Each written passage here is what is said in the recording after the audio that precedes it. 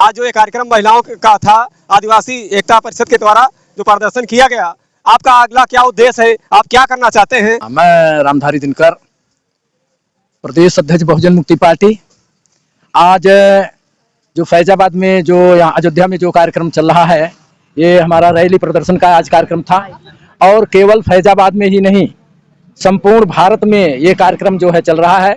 आदिवासी एकता परिषद के द्वारा ये कार्यक्रम निर्धारित किया गया है और इसमें जो मुख्य मुद्दे हैं, यूसीसी का जो मुद्दा है, जो खास तौर से आदिवासियों के हक अधिकार को समाप्त करने वाला मुद्दा है, उनकी कस्टमरी लॉ जो है वो इस पर समाप्त हो जाएगी। उनको जल जंगल जमीन से वंचित करने का ये जो है ये षड्यंत्र है।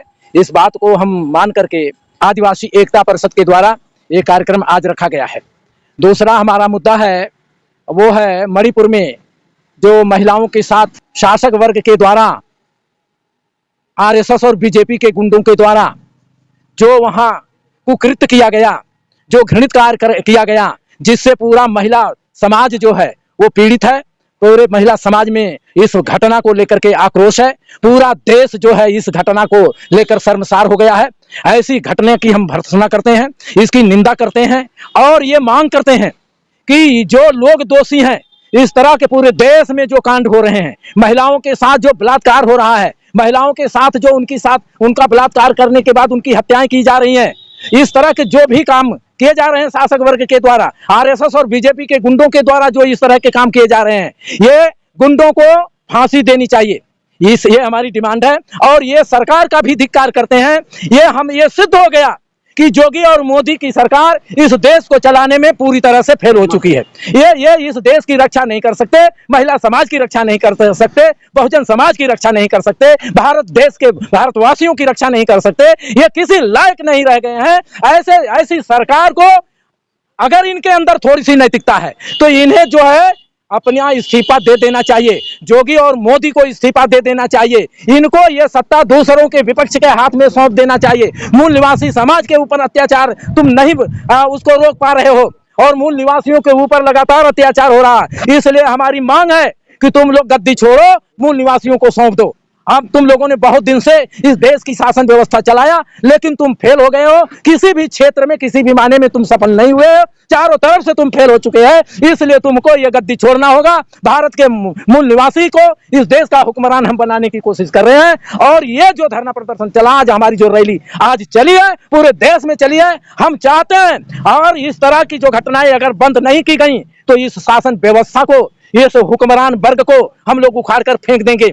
इस देश से इनको जाना होगा, अन्यथा इनको ये जो काम हो रहा है, जो घटनाएं हो रही हैं, जिस तरह की रवैया है, इसको इनको बदलना होगा। प्रधानमंत्री जी जो संसद में नहीं जा रहे हैं जवाब देने के लिए विपक्षी पार्टियों को, इसमें आप प्रधानमंत्री जी के लिए क्या कहना चाहेंगे? प्रधानमंत्री जो है वो कठपुतली है, वो केवल चेहरा है।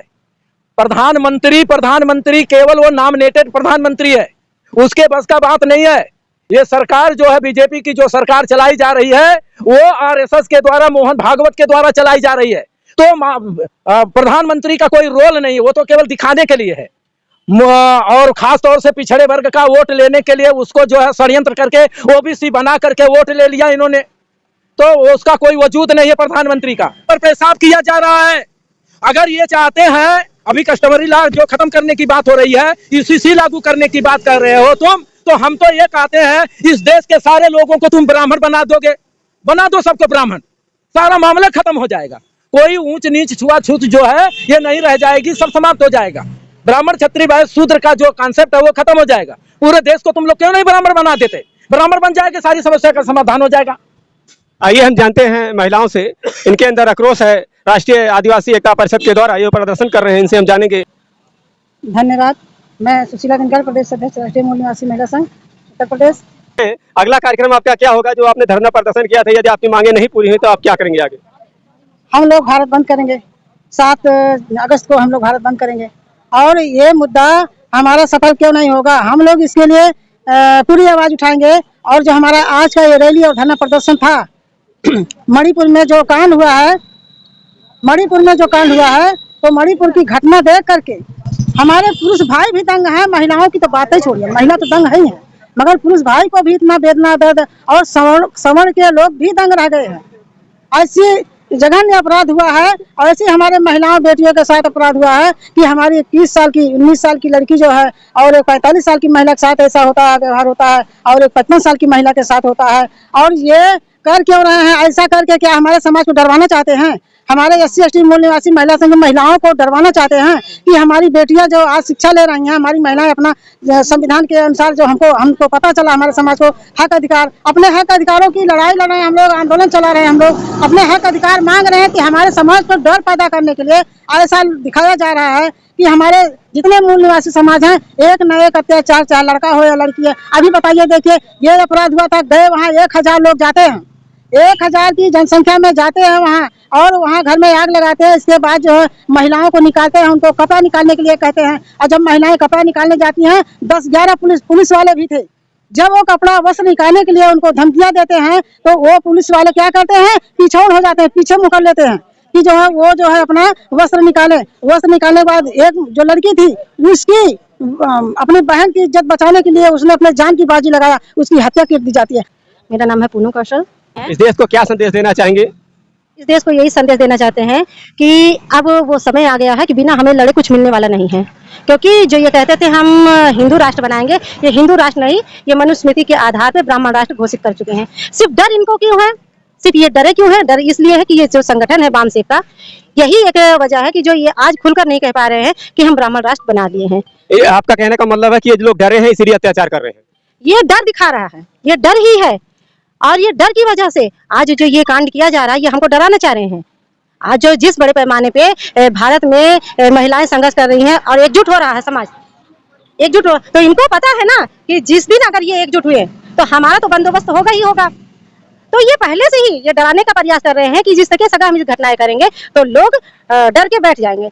और आज जो ये माहौल चल रहा है, ये एक दिन ये समाज एक होगा, इनको पता है, इसलिए ये धीरे धीरे करके हमारे अधिकारों को खत्म कर रहे हैं। और ये ऐसा नहीं चलने पड़ेगा, ऐसा हम नहीं चलने देंगे, क्योंकि आज समाज जाग चुका है। आज हम केवल रोटी और घर तक नहीं सीमित रह गए हैं, आज हम देश की सत्ता को चलाने के लिए पूरे हम काबिल हैं और हम देश की सत्ता को अच्छे से चला सकते हैं। क्या कहते हैं, मणिपुर में जो घटनाएं हुई हैं, ये 3 महीने से चला, 3 महीने से ये घटना हो रही है, और सरकार कह रहा है कि मीडिया पूछ रही है तो सरकार कह रहा है कि तो बहुत सारे घटनाएं हो रहे हैं। तो तुम्हें पता नहीं था क्या? तुम्हें पता था ना कि ये घटनाएं हो रही हैं, तो तुम क्या देख रहे हो कि इसमें ये जो घटनाएं हो रही हैं, इसके पीछे कहीं ना कहीं RSS का बहुत बड़ा हाथ है और RSS के इशारे पर हो रहा है। महिलाओं के प्रति इनको जो अत्याचार हुआ है हमारे मणिपुर में, उसमें क्या संदेश आप देना चाहेंगे अपने महिलाओं को? कैसे जागरूक कर रही हैं, कैसे आपको लड़ाई लड़ना है, क्या बता रही हैं आप अपने देश को?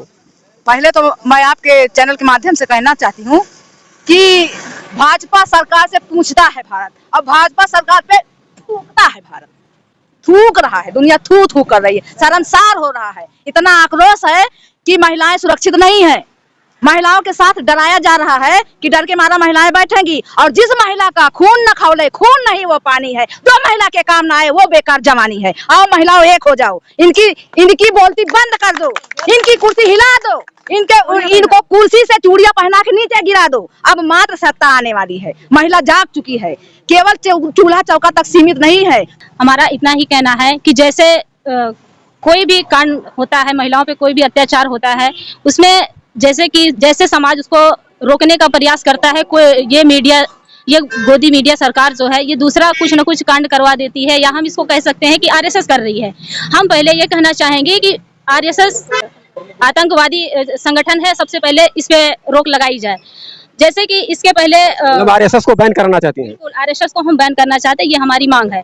इससे जैसे कि हमारे देश क्या विदेशों से मेडल लाने वाली जो महिलाएं थी, उन्होंने अपने पक्ष में जो है उनके साथ बलात्कार हुआ, रेप, उन्होंने अपने पीड़ा को बयां करते हुए धरना प्रदर्शन किया, जिसको मोड़ने के लिए फिर एक नया कांड आ जाता है।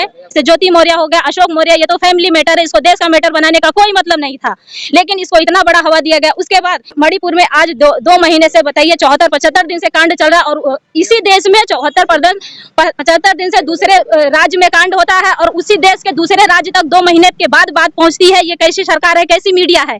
इसे ऐसे चलाने का, ऐसे देश थोड़ी ना चलता है। इसको बिल्कुल जो है इस्तीफा देना चाहिए। सरकार के रवैये को देखते हुए ये बिल्कुल देश चलाने के काबिल अब नहीं रह गई है। इसको तुरंत के तुरंत इस्तीफा देना चाहिए। आदिवासियों के साथ घटना हुई, तमाम हत्याएं हो रही हैं और धर्म के नाम पर, जात के नाम पर तमाम वारदात होती है। श्रीम जी, आप क्या कहना चाहती हैं और लोगों का क्या संदेश देना चाहेंगी? हम यही कहना चाहेंगे, जो हमारी महिलाएं हैं, ये जो आज की वर्तमान सरकार है वो बिल्कुल नाकाम सरकार है। अपनी नाकामियों को छुपाने के लिए हम महिलाओं पर अन्याय अत्याचार बढ़ा रही है और ऐसे गैर जिम्मेदार बयान दे रही है जो कोई आम आदमी भी नहीं दे पाएगा। वो सरकार में बैठी हुई, सत्ता में बैठे हुए हैं, फिर भी गैर जिम्मेदार ना बातें कर रहे हैं कि वो कह रहे हैं कि ऐसी घटनाएं होती रहती हैं। तो इसका क्या मतलब है? जैसे आम आदमी बोलता है वही वो भाषा बोल रहे हैं। उनको सरकार में रहने का कोई हक अधिकार नहीं है। और अब हम अपनी महिलाओं को संदेश देना चाहते हैं कि इस देश में अब हमको अपनी लड़ाई खुद लड़नी हो।